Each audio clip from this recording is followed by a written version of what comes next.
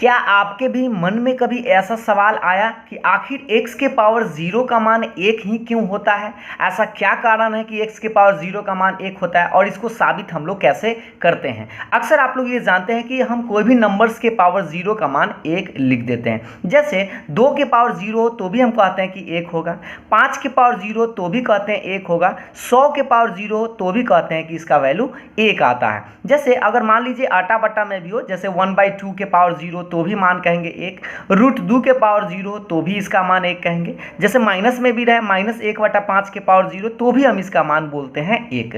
तो सबके मान हम लोग 1 बोलते हैं। इसका कारण क्या है, इसके पीछे इसको कैसे बनाते हैं, इस बात को हम आपको अच्छा से समझाएंगे। तो इसको प्रूव करने का तरीका भी हम आपको बताएंगे और बड़ी आसानी से इसको प्रूव भी आप कर पाएंगे। तो ये तो आप सब जानते हैं कि कोई भी नंबर्स के पावर 0 का मान 1 लिख देते हैं, लेकिन क्यों लिखते हैं, कारण क्या है, ये बात अब हम लोग समझेंगे।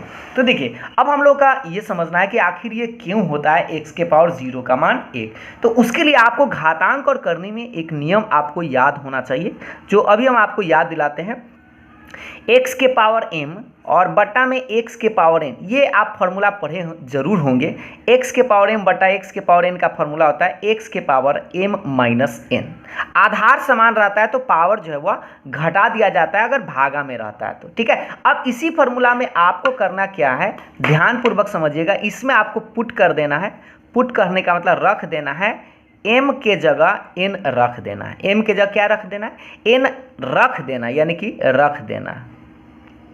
m किसके बराबर रखना है, n के बराबर। तो यहाँ n आपको m जो दिखाई दे रहा है, इस m के जगह आप n रख सकते हैं। तो देखिए गौर से, यहाँ पर रखेंगे तो ये क्या बनेगा, n बटा में आपके पास x के पावर n।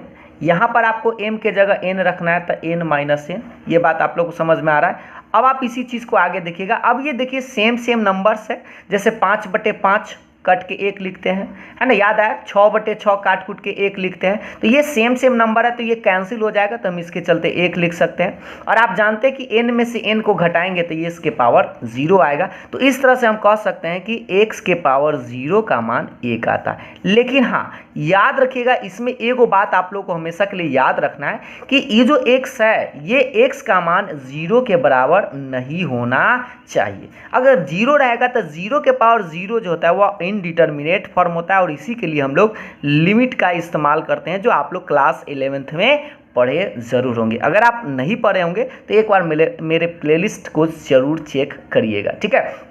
तो उम्मीद है आप लोग को ये पता चल गया होगा कि x के पावर 0 का वैल्यू 1 कैसे आता है, और हमें उम्मीद है कि आप लोग को अच्छा लगा हो। तो वीडियो को अच्छा